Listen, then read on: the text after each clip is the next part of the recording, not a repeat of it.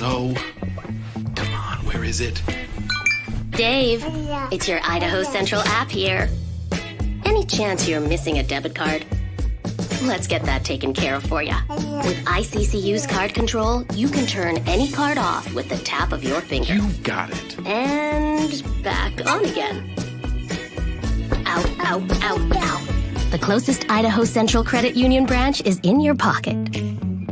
It's the fall kickoff sale at Lithia Ford of Boise. We're going all the way so you can score more for your trade-in and trade up to a new Ford truck or SUV today. Visit Lithia Ford of Boise, where Ford begins in Idaho.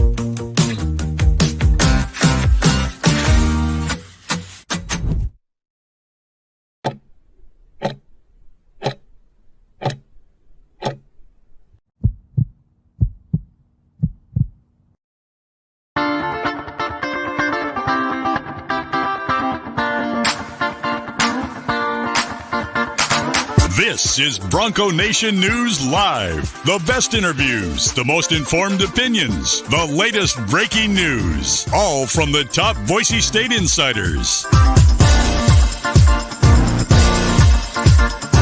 Bronco Nation News Live from BroncoNationNews.com is presented by RowPaint.com, the official paint and coatings company of Boise State Athletics. All Bronco Nation news broadcasts come from the Western Collective Studios. Head down to Western Collective's locations in Garden City or downtown Boise to try some of their delicious beers, including the Horseshoe Golden Ale, the first beer to support an NIL collective. Now, here's four-time NSMA Idaho Sports Writer of the Year, BJ Rains, with another edition of Bronco Nation News Live. Oh, we already got 22 comments in there, right? Not 23. Folks are fired up. Got plenty to talk about today. It's a Wednesday edition of Bronco Nation News Live. News.com. My name is BJ Rains. Our title sponsors you see on my shirt here is rowpaint.com.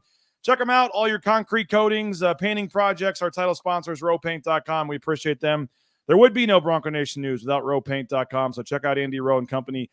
Row Painting at rowpaint.com. Our guest on Wednesdays, excited for this one, is the one and only Brad Bedell. And Brad, always enjoy, I like every morning all of our different co-hosts and guests and things, but I kind of like Wednesdays. We kind of shift it forward and get more technical with some of the things going on, and excited for your perspective on a number of topics today. We got the Pac-12 thing going on. I want to start with this UNLV quarterback situation. We got the game on Saturday against Washington State. I know you've got some familiarity with some of the coaches on Washington State. So looking forward to chatting with you today. How you doing, man? Absolutely. What a busy morning. You get up early and all of a sudden we've got NIL business going on. We've got Pac-12 realignment going on. Oh, and by the way, it's probably one of the bigger football games coming to Albertson Stadium in a while. So yes, I'm super excited to get into Saturday's game. We're going to be doing the pregame show 5 o'clock. We'll be out at the James Kitchen and Bar. I think they're actually moving us, Brad. We got kicked off the patio. We're going to be on the front patio right down there in front when you walk in. They've got an outdoor patio there. We're going to probably be out there, and then maybe have a little better foot traffic of people walking by. Maybe we'll have some giveaways or things. So if you're out hanging around, let us know. But the James was basically sold out, packed last week. I'm going to say primarily solely because they knew we were doing a pregame show.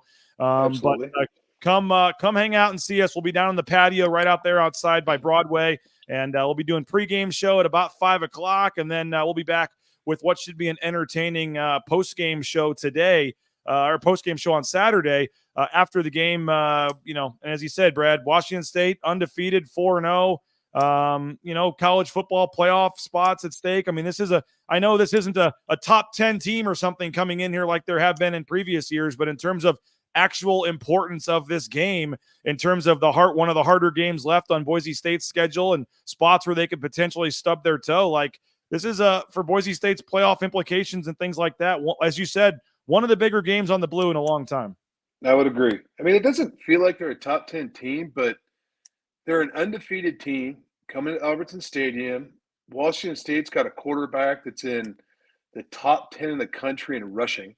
So we'll talk about that here in a minute. That's going to pose its own problems. And a defense that's kind of a bend, don't break, but can really there's some favors, I think, towards Boise State in that matchup at times. But yeah, we'll get to that. I think we should hit off with the whole UNLV saga.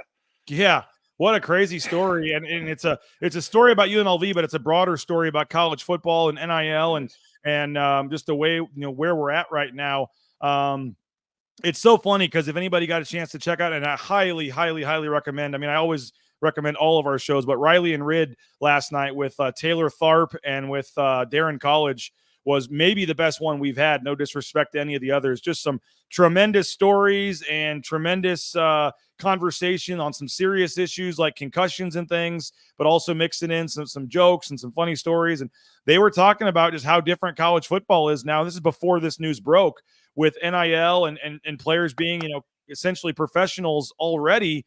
And literally I'm driving home 45 minutes later and get a text, with a link to a tweet. And it's like, oh, wow, this dude's transferring. And they kind of alluded to it last night. So as a side note, go back and watch the show. Great stuff. And we'll be pumping out some smaller clips and content throughout the next couple of days, from some of the better stories of that. But when you get 2 hours, and it was our record-breaking show. They went 2 hours last night, but it was great stuff. Go back and check that out on the Bronco Nation News YouTube channel. But I assume everybody has heard this or know about this, but yes, the UNLV quarterback, again, UNLV, a team that's, right in the mix for the college football playoff, a top 25 team. I mean, a lot of things that are right there for them. And it's an exciting year for UNLV football. Already have wins over Houston and Kansas, and they're rolling. And their quarterback, Matthew Sluka, announcing last night that he is transferring. And again, two sides to this story, but Pete Thamel, I'm going to take his reporting here on ESPN and talk to the agent. And apparently verbally promised, which is the first problem, was verbally promised $100,000 from an assistant coach to transfer there, and none of that money got paid. He enrolled basically. After a while, him and his agent were like, what's going on? Where's our money? They finally came back and gave him like $3,000 a month for a couple of months, but still more than $80,000 less than he was promised. Has nothing to do with the hot start. According to them, it was just, hey, it's the 4-game redshirt rule. And if you're not going to pay me, I can get out of here and save my year and try to go somewhere else. A lot of layers here, but just when you heard about this first, version of this story, a QB for, again, a playoff contending team, not getting his money and deciding to transfer. What was kind of your initial thoughts on this? Wow. I mean, it's a tale of two sides, right? I mean, you have the young man who's a quarterback, undefeated, two really big wins, and kind of had that thing going. And there's a personal side of it that really bothers me, because at the end of the day, he walked out on his team for personal I'd say selfish. I mean, I want to go back. I also said, after the post game of Portland State that I know you can't hammer on the kids and because of poor play and all that. And I don't want to sound like a hypocrite about what I'm about to say here, but I think there's a distinct difference of having an undefeated team and setting records. You can set a record here. You can be the first G5 team in a playoff. They're in that mix. I know we want to talk about what we want to talk about, but they're in the mix. And he said, I'm not getting my money. And you know what? That's more important to me than the football team. That, in my opinion, is what NIL has created. It has created a selfish aspect of an individual. And now let's go back to this, though. So there's one side of it. The other side of it is, hey, wait a minute. You guys promised me this, and you're not delivering. I'm walking. So let's NFL players hold out for more money, right? And if that happens. But if we said the professional tag on it, but NFL can't do it in the middle of the season. Yep. This is where we're in trouble here. Is Mike Gundy had to go on a tangent in the middle of fall camp saying, stop asking for more money. We've already done this, right? So you can't do it. So if you're promised something verbally, you better get it in writing and get a contract going. Yep. These things have to be contracted. And you know what? Once you sign the contract, you're a man of your word. You can't just take off and say, you know what?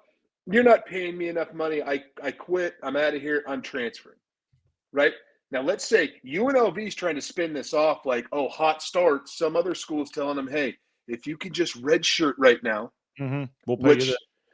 Which, guys, I'm sorry, but it happens. That's a fact. That's what happened to, I hate to, it's not exactly the same thing, but Eric McAllister, wide receiver for Boise State last year, he couldn't redshirt because he left after like week 7, but he decides to leave. And right away, people were telling me, oh, he's already got a deal with TCU. Andy Avalos in the press conference basically called out a school, didn't name TCU, which is ironic, obviously, that he's there now, but basically called out a school for tampering and all that. And I had heard TCU, there's a deal already done. Sure enough, in December, whenever it was, he announces, hey, I'm transferring to TCU. Like, these schools are just not waiting. If they want a kid, they're going to, hey, we'll pay you the money. You know, we're going to give you this money. Don't finish the season. Come now. And I get both sides of this. Like, if you know, the folks that want to call him a quitter, want to say he's given up on his team and this is selfish and all this, like, I totally get that. And yes, you have a chance to be a part of a team, be the starting quarterback from a team that maybe has a chance to play in the college football playoff this year, and that you're giving that up. And that is a very tough thing. And if people want to criticize the kid from that aspect, I do understand that. But also, if you did go there solely because you were promised a certain amount of money and they are, you know, essentially not paying you that money and you feel like you were lied to, and you're at the point in the season where you can still save this year of eligibility, you know what? It is a business now, and he's got to do what's best for his long-term, you know, financial future, I guess. If he feels like they lied to him and he wants to get this out there publicly and, you know, and make this a big deal, like I get that side of it too. So it's a very tough side for both spots, but I mean, it doesn't obviously. Hold on. Wait a minute. Let's go. Yeah. We can go back to this, right? Let's go. Let's say undefeated. Can you remind me, and it's slipping my mind, what year is the young man? He transferred from Holy Cross. I don't know how many years he has left. I'll look it up real quick. If he is, let's say, if he is a senior, right, then, okay, I can kind of understand that in your topic there. But the other thing is go on, keep playing, dominate even more, right? And then UNLV can get him other deals through the course of a year, right? I mean, there's no cutoff to this like the National Football League. You know, the NFL, you can't sign contracts in the middle of the season, right? So go get his bio. I got to put this on the screen real quick. They've already UNLV has already washed themselves from Matthew Sluka. His page no longer exists on the UNLV website here, so a little tough to get the bio. But it originally did say he's a graduate transfer, Brad. So this is his last year. So his last chance last year. Mm-hmm. So that tells me he doesn't think he's an NFL player, and he's trying to get a money grab. Have you seen him throw? I mean, he's completed 48% of his passes. That's another thing. So are you telling me that a Power 5 conference is going to go get a quarterback that's got a poor completion percentage, and he's winning? They're winning as a team. They're playing good defense, and they're winning as a team. And then he's just like going to say, you know what, I can go get more money somewhere else. This is a classic example of you better watch out who you're listening to. That it's a classic example. And I don't know who he's listening to. I don't know. It's like when young men get like, I think I'm going to go in the NFL draft. Wait, what? It's like, no, you have to go a part of the committee. They're going to give you a grade, and it's either like top 2 rounds or go back to school. You need to listen to them. They are legitimate NFL people. The agents don't know the round you're going in. They don't. Just like agents don't know what teams are going to need a quarterback right now. And you also don't know what other quarterbacks are getting into the portal. So he may go from 1 to 40 in his butt maybe back at Holy Cross, where he had the opportunity to go to win out, get a shot at a championship, and then go to the playoff as a team. NIL has created a separation of team to individual, and it takes a great culture in a football program to mesh those two together. And obviously they haven't gotten there yet at UNLV, playing great football. I think their head coach has done a hell of a job. But that's where we're at right now. And to come back and say, I'm out of here, is the problem where we're at college football. I'm going to say this, it's very unpopular. Unionize. Because if they had a union, you can't do this. And within a union and collective bargaining agreement said, hey, you can't leave as a grad transfer. You picked your spot. You're gone. Or if you're a freshman, it doesn't matter in the NIL. Once you have signed your NIL, you have to be there for 2 years. Get there for 2 years and then bounce. If you want to bounce, right? At least you have 2 years to develop somebody and go, hey, you're playing as a redshirt freshman, or you're playing as a true. And then after 2 years, if it didn't work out, you don't like where you're at, you don't like the school you thought you were going to, I don't like living there after being there for 2 years, because really these kids need a full year and a half to get used to college life. Then go. But this is where we're going in college football, and it's all about money. Not the team, okay, we'll be okay. And this is a classic example of self before team. But if you got it in writing, good. Don't listen to some young coach, assistant coach, that is going to sell you the river, right, and give you a meat sandwich.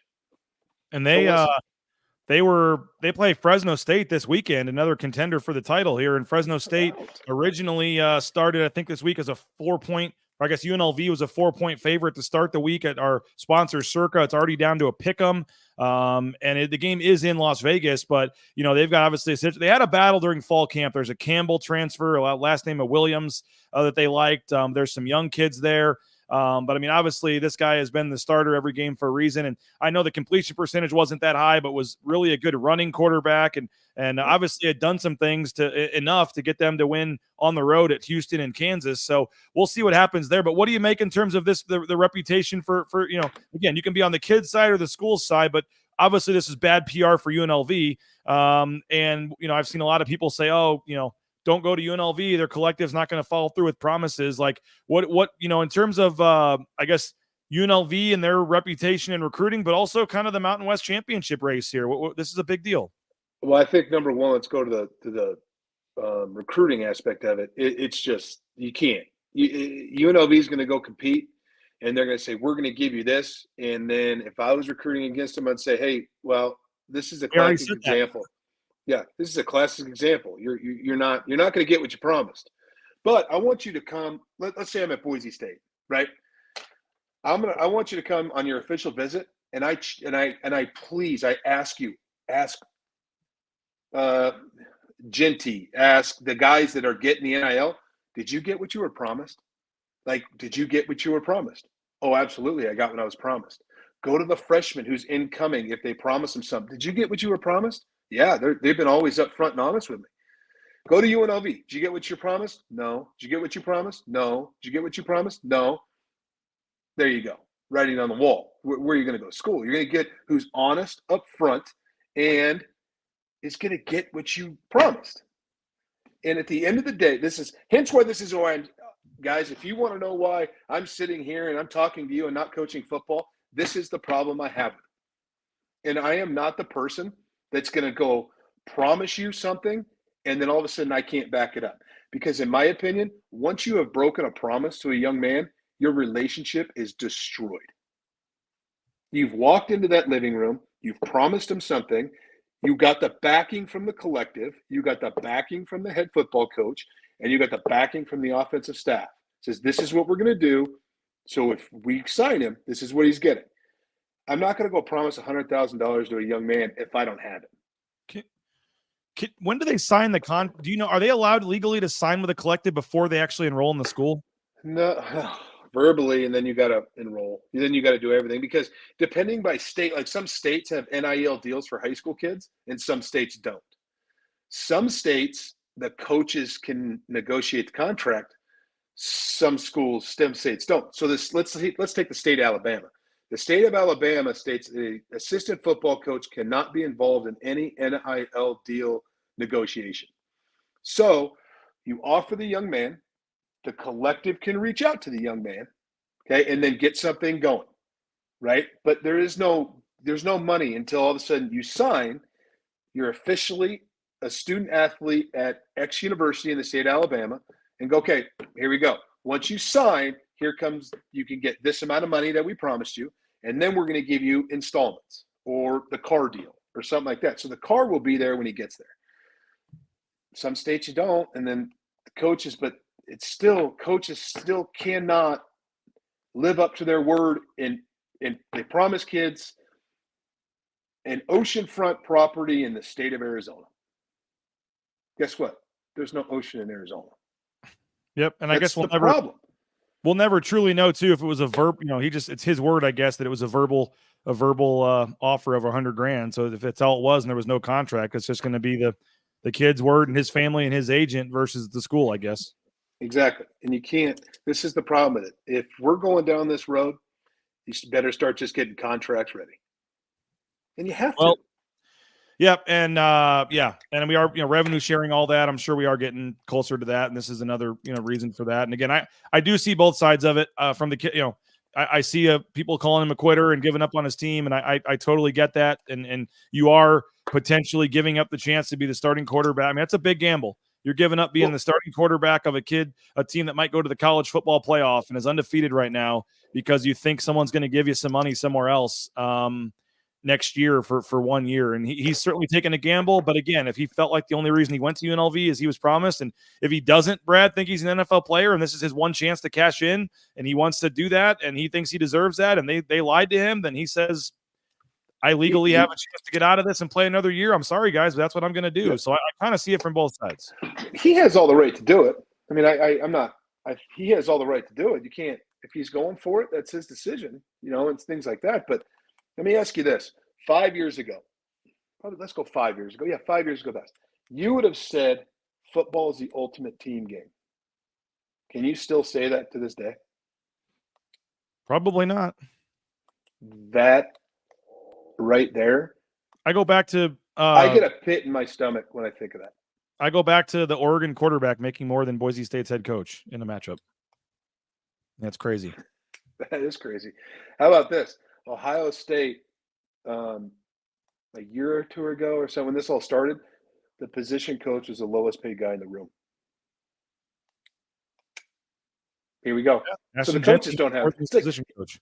Right. It's like you know what I mean? It's the NFL model, right? If players in the NFL don't like the coach, the top two earners in that room can get them fired.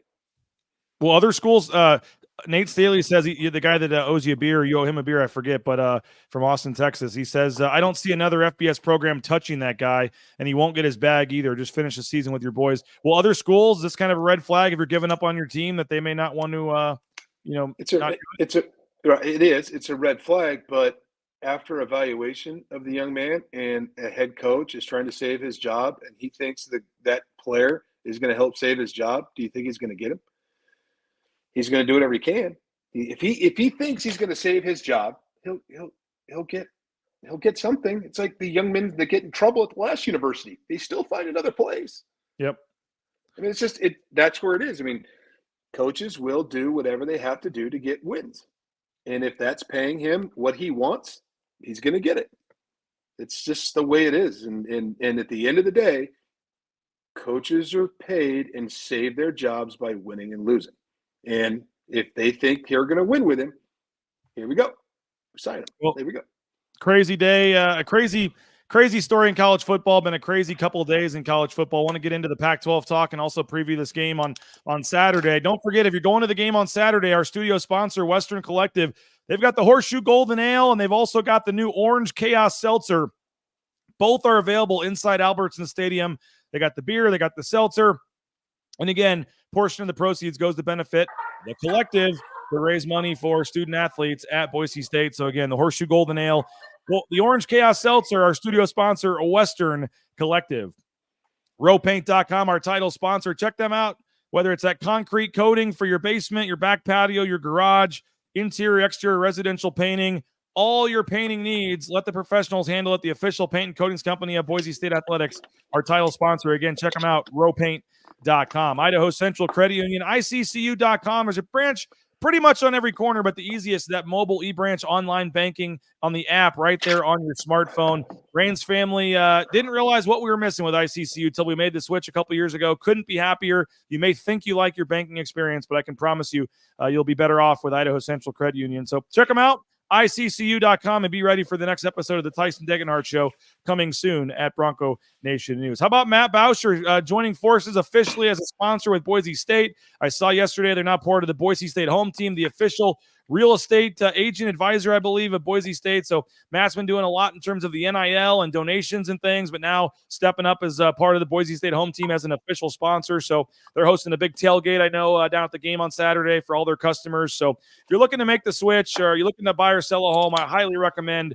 Matt Bauscher and Bauscher Real Estate. His team, Kelly Cade, Sarah Matt, the whole crew, helped us buy and sell our house over the summer and did a tremendous job. So I know everybody has 5 friends that are real estate agents. I get it in this market, but again, highly recommend Matt Bauscher and Bauscher Real Estate. Ridley's Family Markets, I recommend them as well if you're going up to McCall for the weekend or Treasure Valley, Magic Valley, the whole state of Idaho, 13 locations. They got some locations in surrounding states as well, but just that hometown grocery store just has that hometown feel when you walk in. And so we really appreciate Ridley's Family Markets for their support of Bronco Nation News since day one. They've been around since day one. We appreciate the Ridley family. And check them out. You can download that Skip app, save up to 40% off at the checkout line at shopridleys.com. And Snake River Pool and Spa, the spateam.com. Check them out as well, whether it's that hot spring spa for the back patio, whether it's the sauna, whether it's the pool table for the game room. They can take care of you. All your needs at Snake River Pool and Spa, patio and game. Been around since 1978. They're part of the Boise State home team. You can check them out in locations in Twin Falls, Boise, Meridian, Nampa. And again, you can look online, thespateam.com, view their full inventory and all their options, or just check them out in person there at thespateam.com. All right.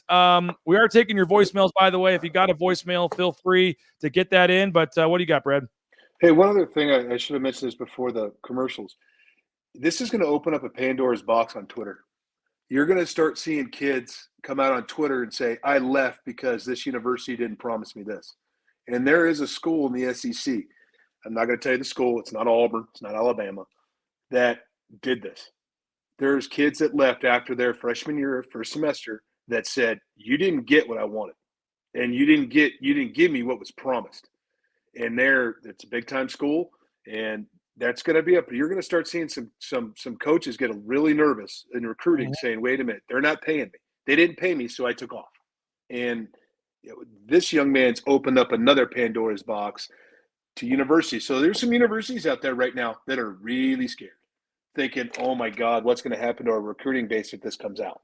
So that's the other thing. In the next 2 weeks, is our kids going to start coming out and saying, "Well, I left because they didn't give me my money. So now I'm here, and now they're giving me my money." So this is going to be interesting. Folks are wondering in the chat if you're under contract with me, and if I stopped paying you, if you'd still continue to do the shows. Absolutely. Well, in that case, yeah. Good to know. Yeah. No, I mean, well, you still owe me for the last show. You're doing that one for free. Yeah. So, yeah.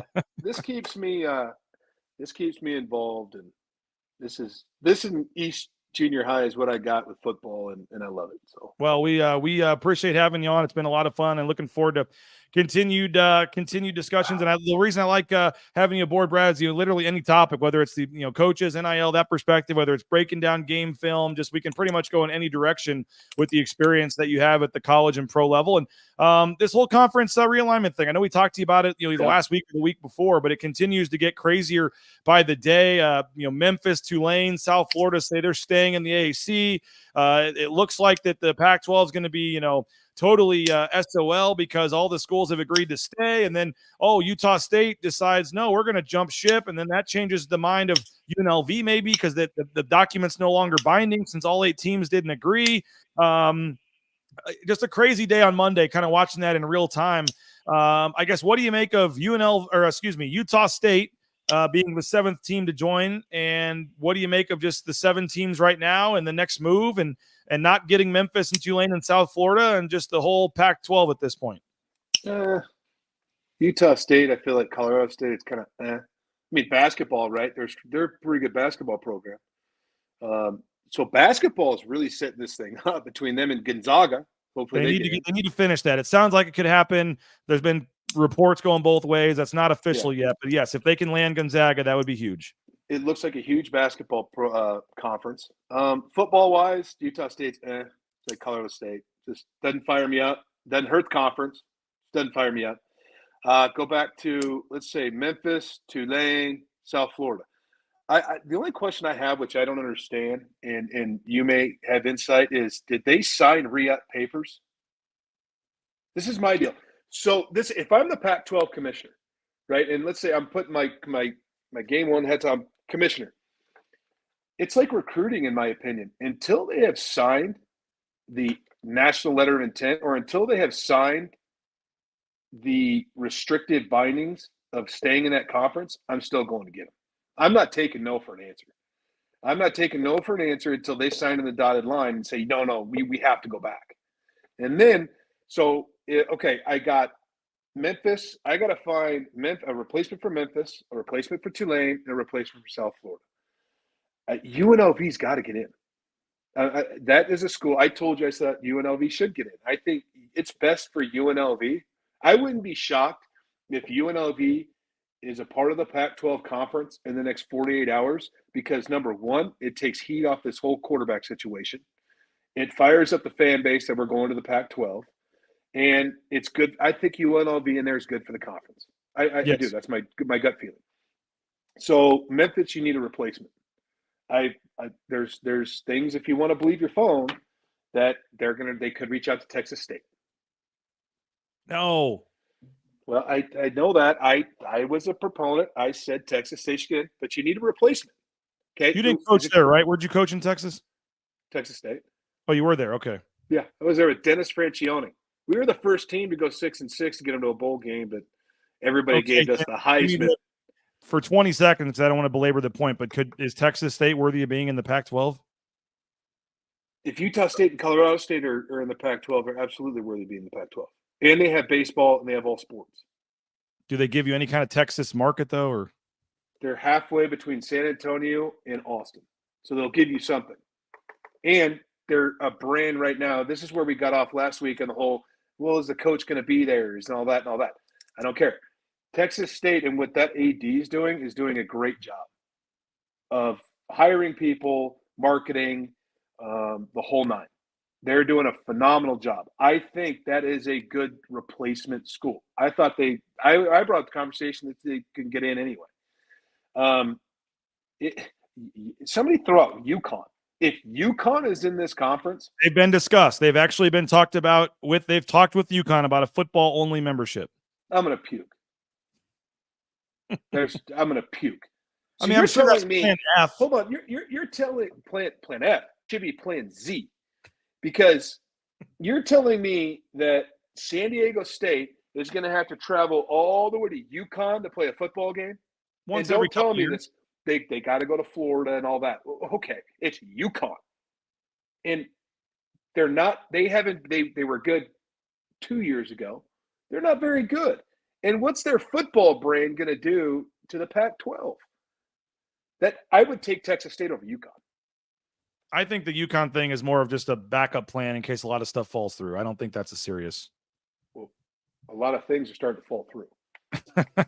That is true. They got to get, and again, it sounds like the Memphis, South Florida, Tulane thing was the exit fee was just too much money for them to pay, because they had a $25 million exit fee. And it sounded like in some reporting I saw the Pac-12 was only willing to cover like 10% of that. So a school like Memphis was going to have to pay $20 million of the exit fee on their own. And then they weren't sure how much, in the end, how much more financially they would make in this Pac-12. But don't you think? But hold on, this whole conference line thing is they get in and they just all start suing each other.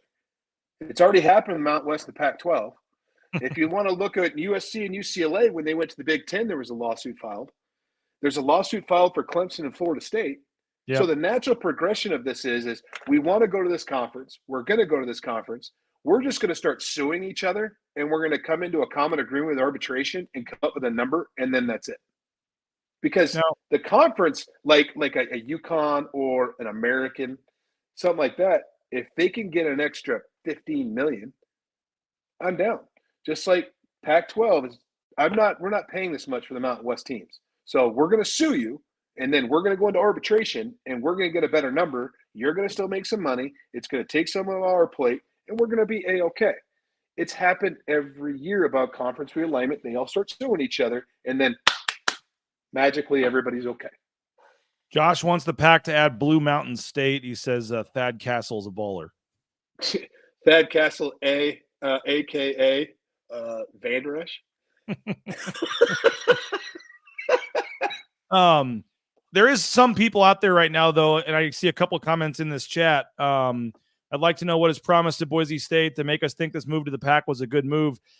Is there any thought, like when you look at the 7 they have now and the situation they're in and who they might get, like is like Boise State at all regretting this, or is this still going to end up being better than what they were in no matter who they add here?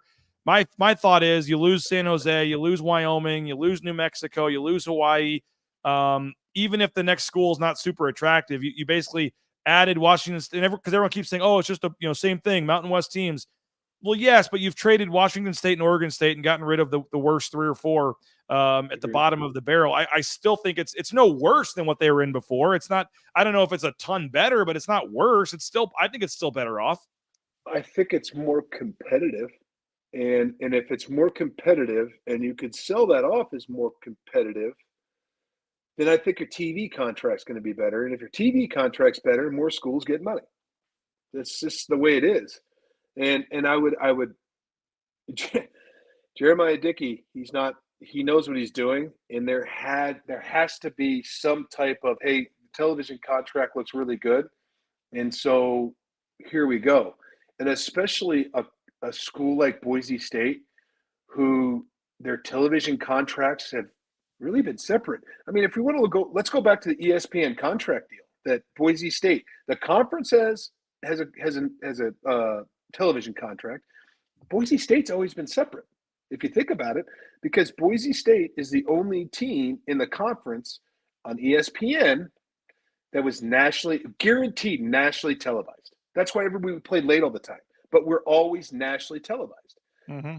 They're nationally televised this year a lot, but now it's just Fox 1, Fox 2, and all these other numbers. Streaming has made it easier to watch any game. And Peacock, right? So when you get to that's why when we talked last week, why they need Boise State and they need the brand, because they're the only national television.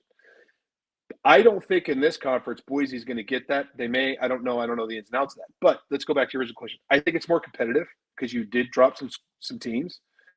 But now is Air Force going to get in?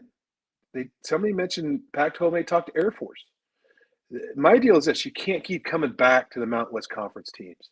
That's I think Air Force may go to the AAC with the other service academies. I would agree, but it's almost like the commissioner of the Pac-12's like he's got a little snuggle blanket, and it's a security blanket. It's the Mountain West Conference teams. Like, this is my security. I'm going to go after everybody else, but we can always go back to the Mountain West.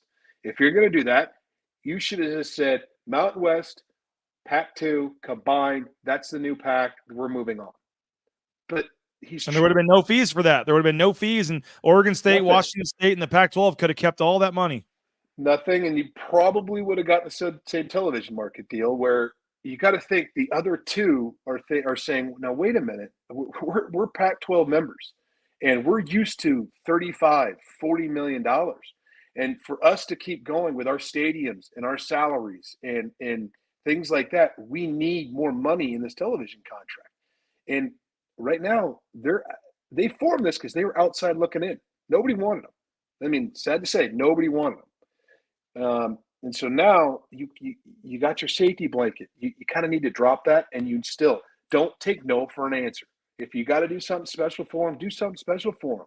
But at the end of the day, you got to get either one of the three: Memphis, Tulane, or South Florida. I truly think, and I think it goes in this order: Memphis is 1, South Florida's 2, and I think Tulane's 3. And you have to get one of them, and don't take no for an answer until they're so binded into that conference. And it really staying in that conference, it's not a good conference. They're having a bad year. Yeah. Right. So now Memphis is saying, well, wait a minute, I could stay in this conference and dominate every year and get to the playoff. I mean, that's where it's going to have to give and take, but don't take no for an answer, please. Get one of the 3. Yeah, we saw, was it just last year or 2 years ago? I mean, all the Pac-12 schools came together and made out this joint statement saying they're happy to be together and they're going to make this work. And 3 weeks later, they all left.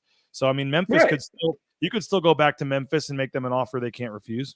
There's no doubt. And you need to at this point.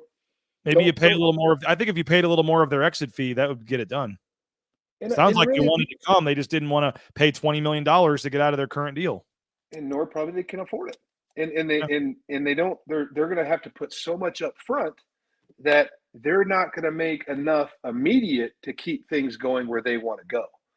But you got to do something special for them. And if I'm a Boise or a Colorado State or something like that, I'm okay with that, because you're going to make the conference more competitive, and you need a competitive conference. And I mean, I said it yesterday, but literally Utah State could be, I mean, a lot of dominoes still have to fall, Brad, but Utah State could be the team that ends up essentially leading to the dissolving or, end of the Mountain West Conference, because these 8 teams had agreed to all stay together, and they had signed a document, and Gloria Nevarez was giving them all money to stay, using it from the exit fees and giving them one-time payments and keeping them happy, at least for the short term. And they were all agreeing to stay. And then Utah State said, nah. And I'm very curious to hear why Utah State decided, whatever payment they were going to get, why they still think this pack, is, and I good for Utah State. You're kind of no one was really giving them much of a chance to get in. And you actually, Pac-12 is kind of panicking, and they said, hey, we got a chance. We'll take this. And you know what? Maybe the Pac-12 knew about this document and knew that if one team didn't come, then they all could come, and they knew that would put UNLV back in play. And maybe if it was, hey, if we'll take Utah State if it means we get UNLV and get to our 8, and maybe that's what they thought. But I mean, Utah State's decision changed this entire thing, because then the Mountain West, the Pac-12, if Utah State had gone and those 8 schools had agreed to stay, you'd have maybe been looking at a merger. Where this whole, I mean, they would have needed 2 more schools still, and you would have got no Mountain West schools and no AAC schools, unless they would have gone back to the table and had to just increase the offer for the AAC schools again. But they were really screwed until Utah State opened this thing back up. Oh, there's no doubt. Now, let me ask you a question. Would you take UNLV if they have to bring Nevada? Or did Utah State replace Nevada to bring UNLV? That's a hard question. Yeah, I mean, Nevada's pretty good in basketball too, and again, they have a dormant football program right now, but I feel like Jeff Choate's turning that around. I feel like, I mean, does Reno get you much in terms of TV dollars? Probably not, but I mean, I know most of the people on this comments are going to say, bleep no, we don't want Reno, screw them. But I mean, I wouldn't have a huge problem with it. I mean, again, the main ones, and again, this is no disrespect to these schools, but if you're picking 3 or 4 schools that you would not bring over, Nevada wouldn't be first on the list. I mean, it would start with Hawaii probably, although I see behind the scenes, I don't know if you saw that article this morning, they've been lobbying for weeks to try to get in the Pac-12, and Craig Thompson, the old commissioner, has been on their lobbying committee, which I find very interesting. The mayor, the governor, they're trying to get, because Hawaii football could be in trouble if they don't get this done. But again, San Jose State doesn't do anything for me. I've been to their facilities. They're terrible. I know they're working on the football stadium, but the basketball stadium is a joke. It's not a stadium or arena. It's a high school gym, essentially. Right. San Jose State has, if you look at the stats, been the worst program in the Mountain West in pretty much every sport. They had caught lightning in a bottle that COVID year, but they, for the most part, beat me. Yeah, you know about that, unfortunately. But for the most part, and this is no disrespect to them, they've just not been very good in a lot of the sports. The numbers prove terrible. So I don't think San Jose does anything. They never brought the San Jose Bay Area market. That never happened. Wyoming, hate to say it, they've had some good years in football, have had some good years in basketball. They have decent teams, but just being out there in the middle of nowhere doesn't do anything for you from a TV perspective. It's a super hard place to get to for fans and for media and for the teams themselves. The travel is just very tough. So I think San Jose, Wyoming certainly don't bring you much at all. And There's New Mexico. I mean, they have a tradition and a history of basketball. I mean, they have, elite basketball teams, and they've been in the NCAA tournament the last couple of years. But again, football, and I do believe Bronco Mendenhall is going to get going a little bit there, better than it's been. But again, in terms of a TV market and that brand, no one is clamoring for New Mexico, unfortunately, from a TV executive's perspective. No, and I'm a little bit more selfish, and I think conferences are made by football, not basketball.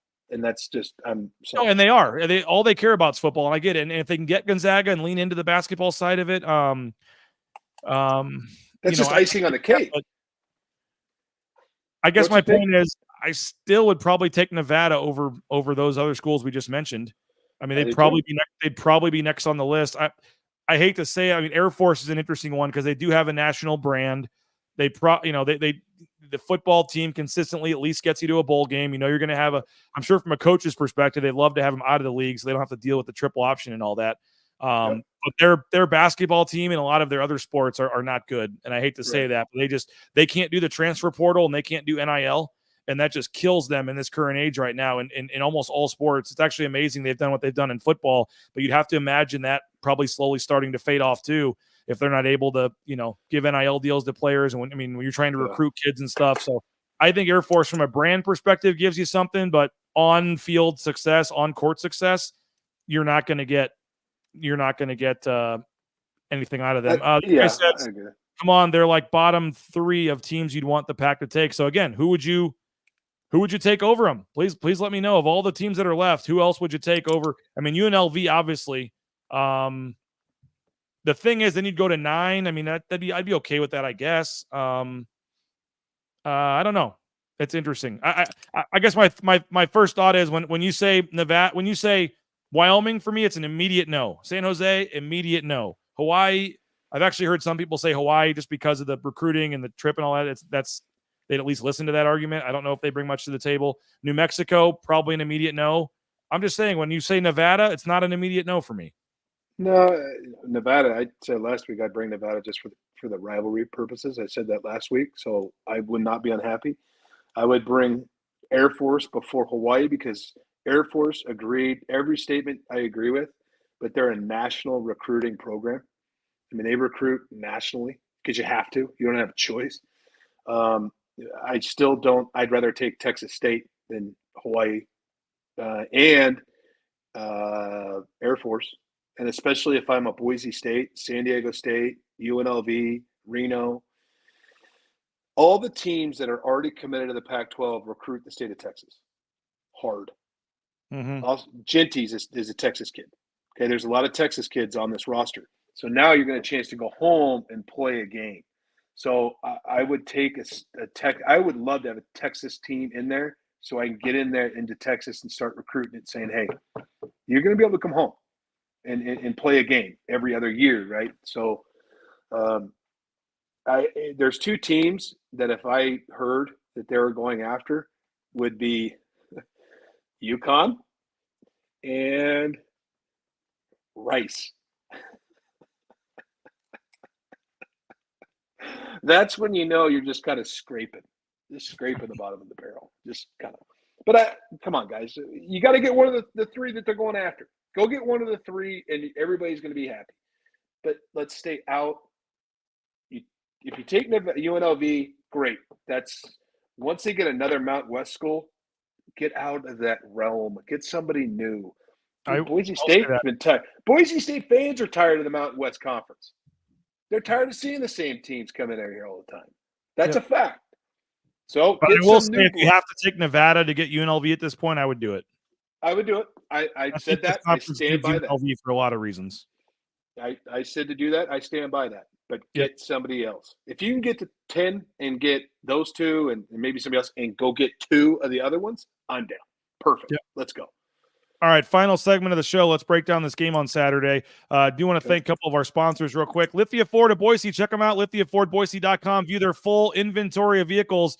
Again, lithiafordboise.com. They got 6 NIL deals with student athletes at Boise State. So whether it's the Ford Explorer, the F-150s, all the great cars and trucks return the favor next time you're looking to purchase that next car or truck. Make it at Lithia Ford of Boise. We need to get back out to Taco Bell. I'm thinking next week sometime we may do a show at Taco Bell. TacoBellWorks.com, the SON Management Group, the Nicolason family. They got great food, and they're also hiring as well. So if you're looking for a job, TacoBellWorks.com. They can help you, get signed up. And again, you don't want to wait 3 weeks for that first paycheck. You don't have to with the locally owned Taco Bell locations. They get you half your wages the next day after your shift. You get free food while you work. Great environment. So check them out online. Get more information at TacoBellWorks.com. Speaking of jobs, the trucking industry is booming right now. If you want to get out on the open road and have that freedom, Transportation Compliance Service can help you out. It's a locally owned company based here in the Treasure Valley that helps folks all over the world get signed up and get into the trucking industry. All the permits and things you need, the paperwork, let them do it for you. Check them out online. Get going, get open, towing that first load in no time at transcompservice.com. It is thankfully a blue out on Saturday. I made it known last week I wasn't a big fan of the uniforms, but all blue, it sounds like, on Saturday against Washington State. The Blue and Orange Store.com. Check them out, the Blue and Orange Store. Online, you can order from anywhere in the world, or if you're on the Boise Town Square Mall, you just go to the second floor right there next to Pro Image, and they'll take care of you. Jerseys, caps, everything you need. Coaches sideline apparel. They got that clearance rack in the front. Go check them out. I know you got a lot of options when it comes to buying your Boise State gear, but the most comprehensive at the best prices is at the Blue and Orange Store. Hope you took advantage of your 91-cent coffee or fountain drink from Jackson's. Ahmed Hassanin got that sack on Saturday, so on Monday, you got your 91-cent coffee or fountain drink at Jackson's. So you can do it again on Monday if he gets a sack against Washington State. So you also get the Breezy bundle. Hopefully this will be the game. Breezy gets in the game. If he scores a touchdown, you get a hot dog and a soda for $1 with the Breezy bundle on a Tuesday at Jackson's. And don't forget, 25 cents from every hot dog goes to help the Horseshoe Collective at Boise State. By the way, Lean Feast. LeanFeastMeridian.com. Speaking of food, 10,000 combinations, healthy eating, all various diets and options. They can help you out, and it's fully customizable. You pick the amount, you pick the weight, you pick what you want.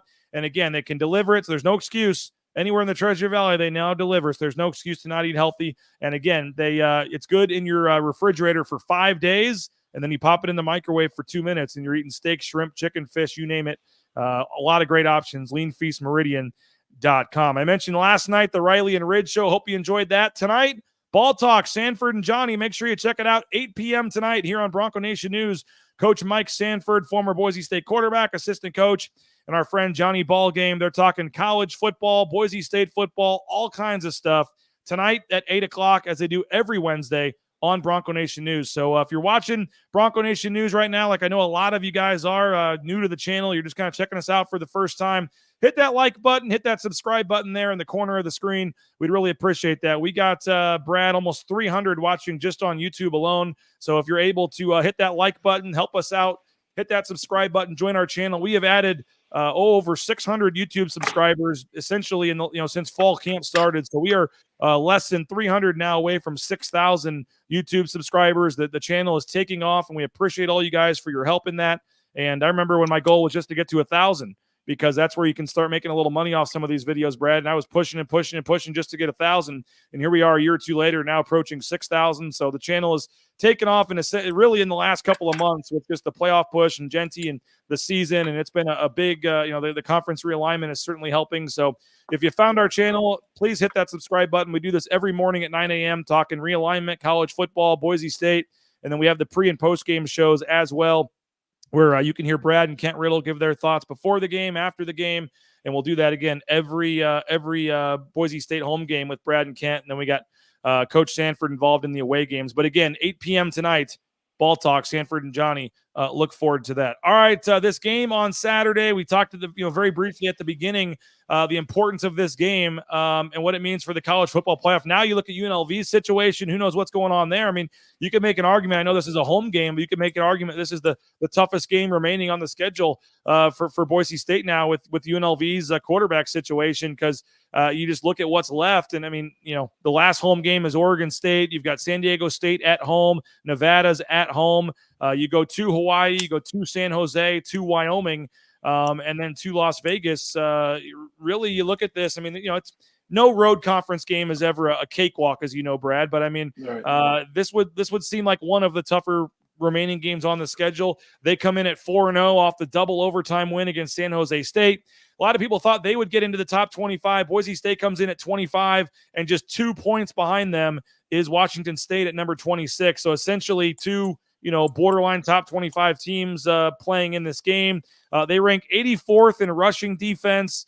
We can get into some of their different stats and things here, but just this matchup, Boise State, Washington State, what's your take on this one? Well, I would agree with you on your whole biggest game coming into Albertson Stadium and really the year. But there's some things in this game. Let's start with Washington State's offense. The quarterback's a problem. He is a problem. I mean, if you really want to look at it, okay, he's passing, he's got 11 TDs to 4 picks. Okay. It's not, those are good numbers. He's thrown for a little bit over 1,100 yards this season. But the one that is big is rushing. I mean, he's leading the team in attempts. And not only that, he's got 425 yards on the air with an average of 7.5 yards a carry. Now, that could be, let's start with this. That could be scrambles, right? So what's going to be very important for Boise State is to keep him in the pocket. Okay, so how are we going to do that? The D-line, they must keep their rush lanes intact. And when I say rush lanes, is this. Your DNs, you can't get ridden behind the quarterback. That's going to open up a rush lane where he can step up in the pocket, go left, go right, and then take off. Right? So we got this a little bit with Bo Nix because he was such a great athlete. You would actually see defensive ends rush the quarterback, become even with the quarterback, okay, and then try to collapse the pocket from there. And that's going to be huge. The interior needs to just cut the depth of the pocket away. He can't step up. He's got to take it around. And if your quarterback's trying to get around defensive ends, you're gonna get some sacks and tackles for loss. The other thing they can do, and they have the speed to do it, is you may have to spy them, especially on third down.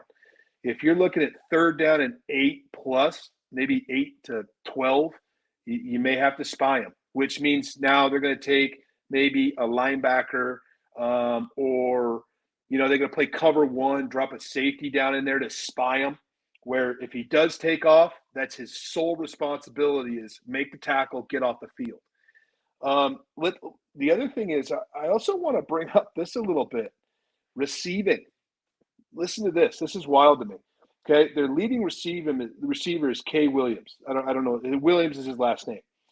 He's got 322 yards. He's averaging 20.1 yards a catch. He's got a long of 59. Okay, I want to just listen to this. These are their top 4 receivers. Long of 59, long of 39, long of 59, long of 39, long of 38. That tells me they can be explosive. Got to cut down the explosive plays and don't let the quarterback hurt you in the run game. That's going to be vital, in my opinion. That can really shut this offense down. Don't let that quarterback get going. I mean, John Mateer is number 20 in the nation. Again, he's a quarterback, but he's the number 20 leading rusher in the nation for all players at 106 yards per game. Only the Navy quarterback, which is kind of cheap, kind of unfair, and the Army quarterback. Those are the only 2 quarterbacks in the country right now, 2 triple option quarterbacks that run the ball a lot. So from actual, pocket traditional style quarterbacks, he leads the nation in quarterbacks and running. And again, number 20, he's averaging over 100 yards per game. He has 5 touchdowns, and he's averaging 14 rushing attempts per game as well. So he's not afraid. And the big thing I noticed in the San Jose State game that went double overtime, and I'm curious from a defensive perspective, like a lot of this seems off script too. Like the pocket breaks down, he just takes off. Like there's some designed runs, but a lot of it is him just not finding open receivers or seeing a hole and kind of going impromptu and doing what when a hole opens up. And so when that happens and you're waiting 3, 4, 5 seconds and the play develops and then he takes off, his ability to scramble and kind of, like I said, go off script with things, how hard is that for a defense to deal with? It's hard. That's why they need to keep the pass rush lanes there, and you got to spy him, and you got to hit him. If he's going to get out of that pocket, no penalties, but you got to hit him. You got to make him think twice that, hey, you know what? If I leave this pocket, it's going to hurt really bad, and you got to hit him. One of the things that we can go off of too. Now, they had a total of 637 yards in the Portland State game, right? So passing, he had 224, and they passed for 413, and they rushed for 224. Some of those passing statistics can be a little bit skewed by their wide receivers because they put 70 on them. So we got to think in that regard a little bit. And then when you go back, and even what's important, let's go back to the Washington game. Okay, so the Washington game, they passed for 245 and ran for 136. So those are what's going to be a little bit – numbers are skewed, right? You can skew statistics, but it doesn't – the kid can flat out play football. Flat out play football. So you got to contain this quarterback and don't let him hurt you. They're playing with 11, so you're going to have to count with a quarterback. Zone reads, if they're going to get to that, and then in passing situations, if it breaks down, you don't hurt you with his legs. Don't let him hurt you with his legs. Boise State's been playing a lot of 6 DBs this year, and they've got Andrew Simpson, they've got Marco Nociurani, 2 solid linebackers, but for the most part, they're kind of going one for a lot of this, and they've got so many defensive backs with Oladipo and Tubner and Zion Washington and Ty Benefield, and they're kind of using almost 2 nickels, and they're kind of playing with, and they're kind of, when you see them line up, it's almost like they're outside linebackers, so to speak, with kind of one middle linebacker in there, but they're using, Tubner and Oladipo more in an outside linebacker kind of odd kind of cutters. What do you make of the defense doing that instead of having the more traditional 2 linebackers out there the majority of the time? Well, I personally think that this kind of game right here is to get an extra safety because you're getting more speed on the field. And obviously this quarterback can run. And so what you don't want is – it's great to have the spy, but if the spy guy is less athletic than the quarterback, that doesn't work out very well, right? And then you got to tackle him. You got to be a sure tackler. You don't one guy wrap him up, create turnovers with the cavalry. Okay, rip the ball out, do those types of things, but secure the tackle well. And I think they can shut him down. But everything's gonna revolve around the quarterback. And if you can contain the quarterback and get hits on the quarterback, Boise State's going to be in good shape. Okay, final thing, because we're already over an hour here, and I appreciate your time, Brad, but the defense for Washington State, let's switch over to that side for a second. They come in at number 84 in the country in rush defense. I know you have some history with Jeff Schmedding. You coach with him at Auburn, I believe at Boise State too. The defensive coordinator there, Frank Miley, also on the staff at Washington State. What's your take on the defense we're going to see from Washington State and how Boise State should attack them? Yeah, it's everything. It's kind of a bend but don't break defense. They had the big 4th down stop versus Washington. In the red zone, they're decent.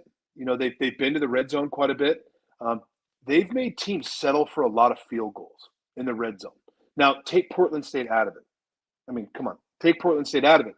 So I think that's going to be important that score touchdowns. If you get in there, and I mean, Boise State's one of the best teams in the red zone. They're top 3, right? If I'm right. So you have to score touchdowns. Don't settle for field goals. Okay. Do not get in the end zone. There's no doubt that I think when you're looking at this matchup, where I think it helps Boise a lot is the run game. It's huge. They've given up a few yards rushing. I think they're like 84th, 80th. Yeah. So that's where if I'm the Washington State coaching staff, I'm sitting back thinking, okay, how are we going to stop this run? And knowing that they're still going to hand the ball off, right? So now here we go. I'm going to say it. People are going to go nuts. I wouldn't be surprised if we got a little bit play action early, things like that. Get it to the tight end, get it to short routes, get going, and then just start hammering on them. And then it's going to take Genty to break tackles when the one-on-one's there. And if he does that, I think he's going to be another 200-yard game. I do. They have to take it away, and they haven't shown they've taken it away yet. So that's going to be very important, very important. And then the red zone is going to be key. Once you get in there, don't settle for field goals because that could bite you in the butt down the road in the fourth quarter. If you see any team that settles for field goals, fourth quarter they comes down, you're down by 10. Now we've settled for field goals 3 times. That's 21 points. And I think that's going to be important. I think we need to see some wide receiver explosive plays. I think that third guy is going to have to step up. Based on what I've heard, I haven't put this on Twitter yet, but we got 1,000 people watching. I'll just say it. Based on what I've heard, I'm not expecting Latrell Caples to be back anytime soon, which is a big blow for the receiving group. Oh, I didn't know that. He was seen, I guess, in a sling on the sidelines, and from what I've been told, not looking good there. Oh, well, that's too bad. So as you said, you need someone to step up. You definitely. Yeah, you caught me off guard. I didn't know that one. Yeah, that's a big hit. By the way, you mentioned Matt Lauder, the tight end. We were asking him yesterday about he had the 7 catches in that game. I said, "Is your goal? What's your goal? Kind of is it 4 to 5 a game, or what's kind of your hope?" And this is what he stopped very short of saying something very interesting about Washington State's defense. There was a question that asked that kind of bailed him out. He was about to say something. Let me know what you think of this. Depends on the team. 4 to 5 catches a game, would be my goal. But first Washington State this week, we got to pound the rock against them. Their defense is. You mentioned the fumble, and obviously the next play up. Their defense is, and then he kind of paused, smiled, wasn't sure what to say, and then somebody bailed him out by asking another question there. But I think he was about to maybe say something a little less than complimentary about their defense. He could have. I would hope he's going to say that their defense is stout versus the run game. But he needs to – whoever reporter asked him that question right there, he needs to take him to lunch because I'm sure Boise State's SID is wanting to take him to lunch for sure. Yeah, he could have put up some material that they're going to hang in the locker room. I tried later. Being the good reporter I am, I came back later with another question. What do you think of Washington State's defense? And, of course, he was very complimentary and thought better about it. He's not. He's a smart kid. Smart kid. You got to do what you got to do. But I think he's gonna. I think you do. You got to pound the rock early. You got to, and then you got to mix and match your play actions. I would say earlier more than later, especially if they're going to come down and start play a man free. I don't know all the coverages they're gonna play. But if they're going to come out and play cover 2 or cover 4, cover 4 is going to be your run stop defense. They're not going to be coming out in cover 2. They've given no reason to play cover 2. So I would play, if you're going to play zone, I go single safety with cover 3. If I play man, I'm going cover 1. That's going to get you the extra hat in that box. And then that's going to create the one-on-one. And Genty showed if they don't tackle him, he's the home run hitter. I don't have a problem with it. I don't. The O-line's going to have to be physical and do it early. And the defense is going to have to handle the crowd noise because our Boise State's defense, because I would think this stadium is going to be nuts. And that's the number one thing about a quarterback is if they can get behind the chains in false starts, which that Portland State had a bunch of false starts. If this crowd can get there early and be very loud and create the silent snap count and things like that, I honestly think if you can have Washington State start behind the chains, you're gonna get off the field. If they can get it rolling, you're in for a dogfight. Well, we'll dive more into this on Saturday on the pregame show. We'll get into this a little more in terms of the X's and O's and break this thing down. We'll be around 5 o'clock. My kid's got a 3 o'clock baseball game I'm going to try to see part of.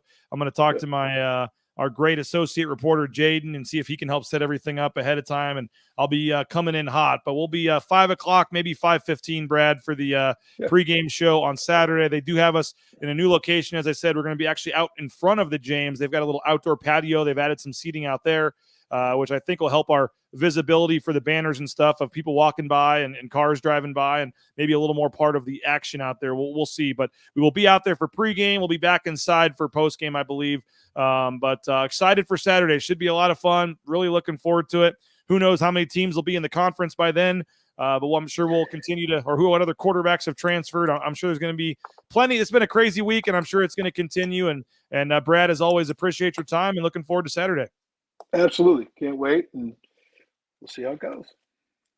Again, from the Western Collective Studios, make sure you check out that Horseshoe Golden Ale or the Orange Chaos Seltzer at the game on Saturday. We appreciate our studio sponsor. And again, rowpaint.com, our title sponsor as well. So have a great rest of your day. We appreciate you guys for checking us out. An hour and 10 minutes, a free show you just watched on YouTube. So at a minimum, give us that like button there. Help subscribe to our YouTube channel if you can. And if you're able to, we'd love to have you subscribe. $50 for a full year at BroncoNationNews.com. You can read Mike Prater's columns. You can read my articles, all kinds of a daily email, all kinds of exclusive content. So would love to have you jump on board as a paying subscriber if you can. Just use that promo code BNN50deal at the bottom of the page. So have a great rest of your day. Again, 8 p.m. tonight, Ball Talk, Mike Sanford, John Mallory.